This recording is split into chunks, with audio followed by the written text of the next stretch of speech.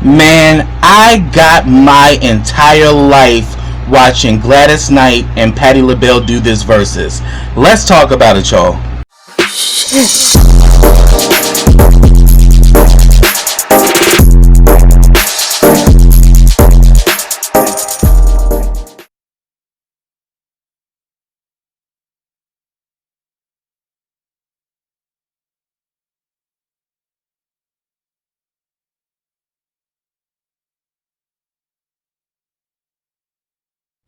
Hey, what's up everybody? Welcome back to KRSTV. This is your boy Kenny. Now remember, subscribe to my channel. Click that bell so you can get notifications every time I drop a video. And also make sure you click all in the notifications. Also, like this video, comment on this video, share this video, follow all the information I have in the description box in the comment section. And also, let me give a special shout out to my YouTube partner, BK World 2, where you get everything from black entertainment, from love and hip hop to RuPaul's Drag Race to the haves and the have-nots. Go over there today and check them out. But this is my review of Verzuz with Gladys Knight and Patti LaBelle. Let me tell you, I was getting my entire life from this Verzuz. And it's so great to see these women who are in their mid-70s still able to deliver some powerhouse vocals. Because let me tell you, Patti and Gladys was not here for the games, honey. They came and they slayed, and it was a great Verzuz because they have great chemistry with each other. You can tell that they're actually friends, and you can definitely see this mutual respect and closeness that they have with each other. And I was getting my entire life. They were singing each other's songs throughout the Verzuz, and I loved seeing that, you know. But they did kind of throw it out to Brandy and Monica like, y'all need to get it together. But we know that Brandy and Monica wasn't in the same space for about 9 years, so there was some tension there. But I think with them doing the Verzuz, I think it's gonna heal their past and their issues. But yes, I was here for it, honey. Like, they were dropping them gems. Man, I literally flew out of my seat when they played my favorite Gladys Knight track, you know, License to Kill from the Bond movie. Her and Shirley Bassey got the best Bond songs, the best Bond themes. You know, Shirley Bassey got Goldfinger, and Gladys Knight License to Kill. I got License to Kill on my playlist. So that's a song that definitely takes me places. And there were times like I would watch the movie License to Kill just to watch the theme song, and then I would turn the movie off. Like, that's how much I love that song. You know, Gladys did that. But then, you know, Miss Patti, woo, Miss Patti came out there with her Louis Vuitton case and her 5 different pair of shoes. I was like, Miss Patti, always gives a show. But when they played, you know, If You Ask Me To, that's definitely one of my favorite tracks from her, and she threw it out there.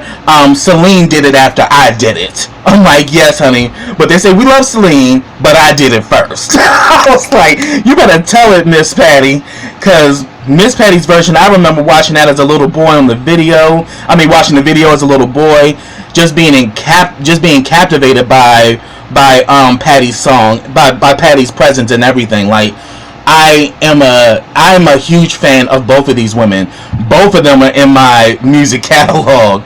Trust and believe. I got, like, you know, thousands of CDs, and definitely these two women brought it. You know, these are legends. You know what I'm saying? They paved the way for Brandy and Monica and some of the artists that we love today. You know, they are pioneers in so many ways. But yes, when she did If You Ask Me To and If Only You Knew, and these women were singing, honey, you know, they were singing their songs, and you could just tell the two of them couldn't even contain themselves in their seats. There were moments where Patti got up and did her two-step, and then when it came down to when she did my song, her rendition of Somewhere Over the Rainbow, She's been doing that song even when she was with Patti LaBelle and the Bluebells. But that has become like a signature song for Patti. Patti can't do a show without doing Somewhere on the Rainbow. And of course, when she does that dip and hits that high note, Patti did that, and then she got up and did her signature move. I was like, yes, Patti, fly, baby, fly. I was here for it. It was so great.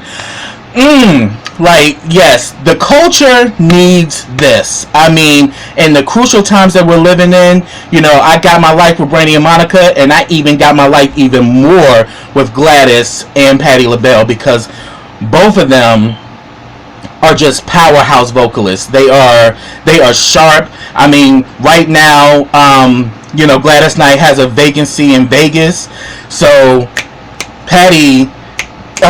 Gladys was just on it, and Patty's always on it. Patti always delivers. I mean, she can't reach some of the same vocal heights she did years ago. I mean, but she was still hitting them notes and was still working it. Patti is not to be played with. Miss Gladys is not to be played with. Miss Gladys and Miss Patti will not only serve you food, but will serve you vocals that will give you your entire life, and they did that the whole night. And it was just so good to see this great energy and to hear some of this classic music. I mean, people who know me, I'm a big classic R&B fan. I mean, I love to sing. You know, singing is my passion. So I grew up, even as a little kid, you know, listening to old school music. You know, I always had an ear for great voices. And Patti and Gladys were definitely a part of my repertoire. Like, I love these women, and these women did not disappoint. I mean, they really breathed life into us, and it was great to see them. And, you know, Miss Gladys looked good in that outfit, honey. She was in that sparkling purple, and Miss Patti looked gorgeous. The hair was right, and baby, them shoes. Patti had shoes for days, honey, and was there ready to give a show. So, I mean, as I said, you know, even with Brandy and Monica, the winner was us. The winner was the culture. The winner was classic music. You know, that's who won, because both of these women are champions. They really are.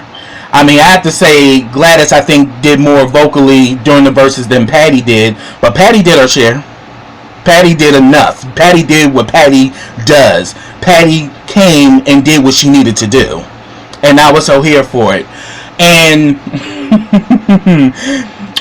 to top it off, when it came down to That's What Friends Are For, they brought out Miss Dionne. Miss Dionne came out. They did That Was Friends for Four, and they also did Superwoman. You know, the song that they did together. You know, originally done by Karen White. But yes, they were shading Miss Dionne though.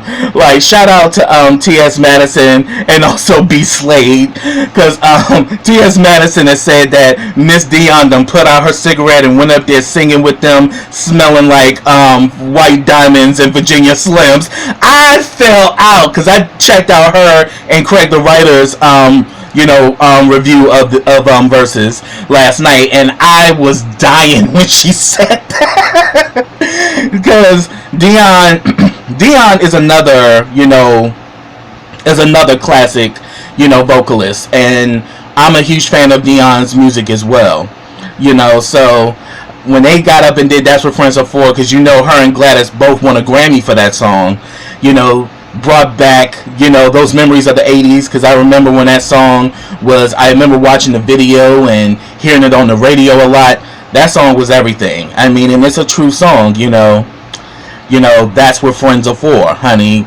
And then they did Superwoman. But did y'all catch how Miss Dionne somewhat shaded Miss Patti? Like, when Patti was like, yeah, and Miss Dionne was like, yeah. Dionne is shady. Like, if y'all seen her on Celebrity Apprentice, we know Miss Dionne is shady, so this is no disrespect to Miss Dionne.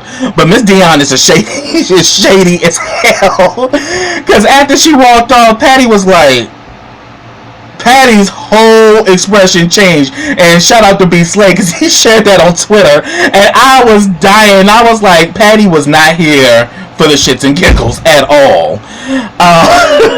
But that was hilarious because, like, you know, she was like commenting Dionne, and Dionne was like and just walked off, and Patti was just like Patti don't play.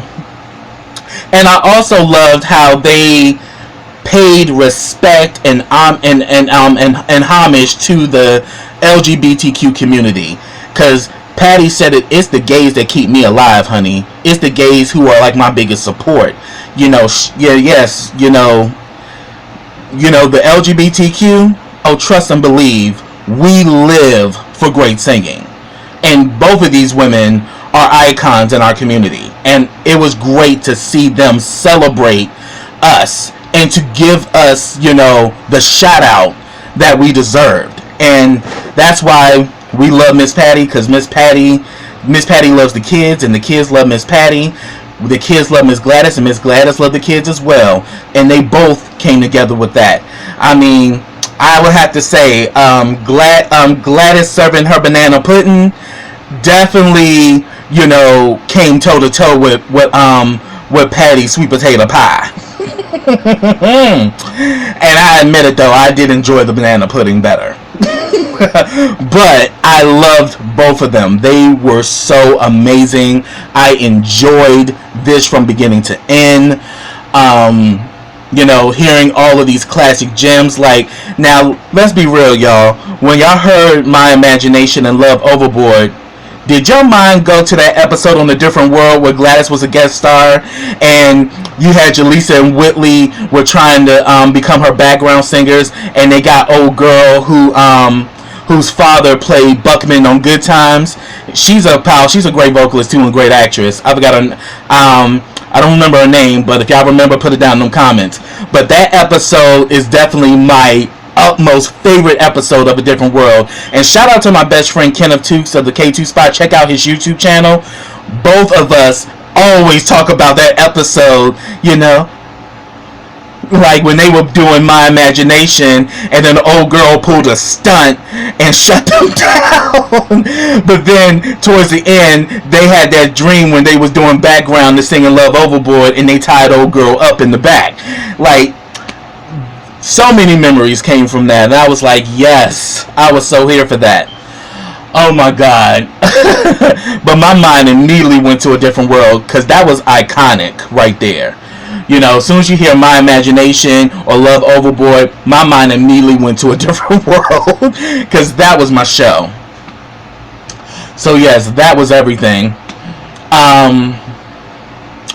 And also, you know, Miss Patti, you know, when it came down to If Only You Knew, child, Patti was not playing with that, you know, with that, when it came down to them vocals, you know. Oh, yes! I was like, ooh, Patti, yes, you better serve it.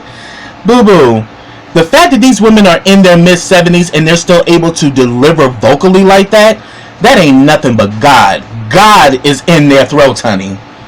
You know, Gladys Knight has been performing since the age of 4. My grandfather, you know, God rest his soul, my grandpa Jack, he told me he used to see her at different talent shows and performing at different churches when she was a little girl. So he was like, it was already written in the stone that she was going to be a big star, because she was shutting it down then just like she is now. You know, and, you know, Miss Patti, you know, Philly, because they were actually in Philly. Miss Patti, you know, coming from Philly, she was doing the same thing in, you know, churches and competitions, and, you know, Patti's vocals are not to be played with. But I have to say, like, within the 60s to, like, late 70s, Gladys really was ruling the charts, and then for Patti, it was, like, the late 70s to the 90s, that's where Patti started throwing her gems out. I mean, definitely I got my life when she did Somebody Loves You Baby, because I remember the video. I thought Patti looked gorgeous in that big pink dress and just was doing it. Somebody loves you, baby. I was like, ooh, ooh, man, just so many songs. Oh, and also my bestie, his song is "My Love, Sweet Love" from the Waiting to Exhale soundtrack. Soon as they played that, I was like, ooh, my bestie gonna love this, because we were just talking about that song a few days ago. And the crazy thing too is that I was watching it as well as talking to my boo, while it was going on. So I'm talking to my boo as well as watching, Verzuz, and I'm getting my life. He's laughing at me because I'm just reacting. Because at first I was watching a stream on YouTube, and when it went out, I went off. I'm like, fuck that! But then I put it up on Instagram and finished watching it. I was not playing around. Because at first I had it on Instagram as well as YouTube at the same time. But then, my baby called me, so I had to talk to my bae while I was still watching it. But I got my life, man, and we were just enjoying watching these two legends really give us their best. And they're still doing it to this day. So I give my humble honor and respect to Miss Gladys Knight and Miss Patti LaBelle. I mean, these women don't play. And I was really getting my life. I got my entire life with this. This is what we need as a culture. This is what we need as a people. We have produced some great things as a people, and we need to start celebrating each other and celebrating the great music that has got us through some of the most tough times in our lives. So that's what I have, y'all. Get down in those comments. Let me know your thoughts about this Verzuz. Tell me some of your favorite, tunes from Miss Gladys Knight and Miss Patti. I definitely want to hear from you guys. So until next time, everybody, take care.